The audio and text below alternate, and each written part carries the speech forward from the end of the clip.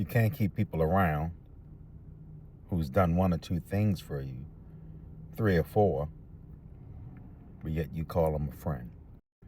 Friendships ought never be based on historicals. So just because y'all have known each other for a certain amount of years doesn't mean that they're your friend. We have allowed certain connections that were meant to be seasonal. They were meant to be only in a moment. We have allowed these associations and these connections to become a monument in our life. And the longer we keep them around,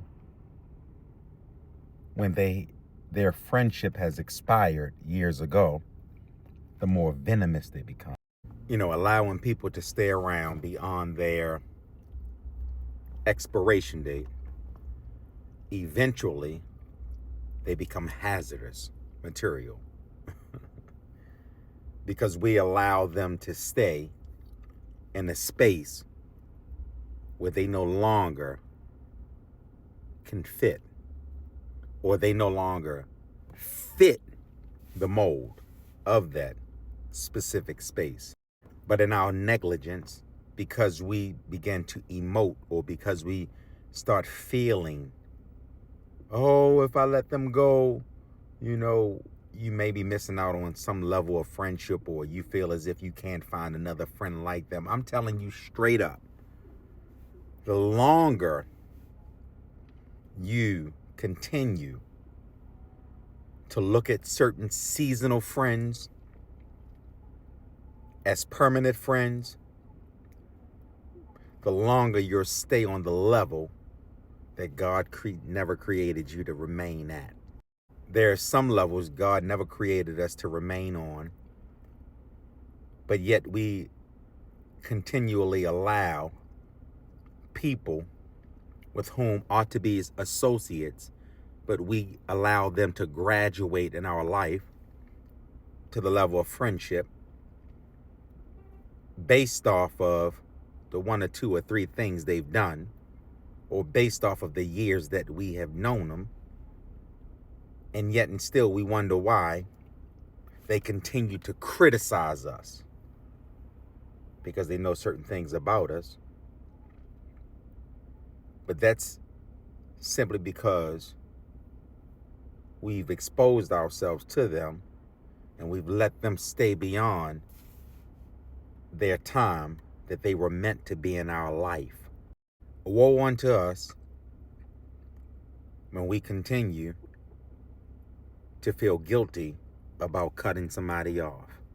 Woe unto us when we continue to allow people that don't mean us no good, that's venomous, to continue to play in our face, to disrespect us, to throw shade at us, because they intentionally want to see us remain at the level that we're on. They're comfortable as long as we stay on their level, or we stay beneath them. But the minute God begins to elevate us, they begin to go inwardly and feel some type of way. I never forget, I have a friend, or I had a friend that was there for me at my lowest moment, that was there for me when I was down and out. But the minute God began to bring me back to life, to resurrect me from my lowest point, they began to feel a certain type of way. They began to demonstrate their ill feelings towards me. You would have thought they would have been glad for me. They would have been excited for my elevation. But instead, they began to besmirch me, throw shade, disrespect, raise their voice. And I tolerated it, and I tolerated it, and I tolerated it, based off of the one or two or three things that they've done, not based off of who they are. I'm saying to you, If you remove what they've done, if you remove the history, and you look at the core of who they are, would you keep them around? True friendships, and there are some people in our life that we allow to stay in our life that should have been gone. Some people in our life that we should have been blocked. There's certain people in our life we should have been let them go. But yet and still, we are so concerned with their reaction. We're so concerned with their response when they've already shown us who they really are. They've already responded. They've responded by showing us, cut me off, cut me off, cut me off. They've already said it with their actions. But we continue to keep them around. I'm telling you right now, forthrightly, that there's some cutting that needs to happen. There's some letting go that needs to happen. There's some blocking that needs to happen. Because the longer you keep them in that position, the longer you'll suffer. The one thing about a frog is that if you put a frog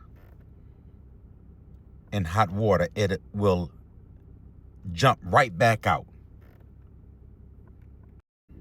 However, if you put a frog in lukewarm water, it'll swim around in it.